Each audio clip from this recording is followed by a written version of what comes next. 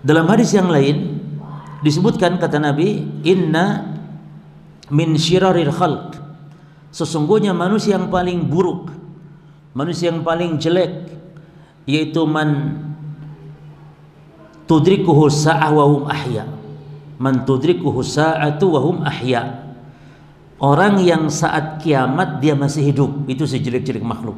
Ya jelas, karena dia orang kafir, jelas berarti. Karena orang beriman, walaupun iman satu debu pun, sebutir debu ada iman, Allah akan wafatkan dia sebelum kiamat datang.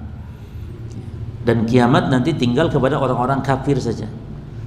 Yang kedua, wa man yattakhidul qubur masajid, seburuk-buruk makhluk orang yang menjadikan kubur sebagai masjid. Maksudnya apa? Yang beribadah di kuburan, salat di kuburan. Ya. Makanya para jemaah sekalian, Rasul telah berdoa kepada Allah dan doanya dimakbul, diijabah oleh Allah. Allahumma la taj'al qabri wasanan yu'bad. Ya Allah, jangan kau jadikan ya Allah kuburanku berhala yang disembah.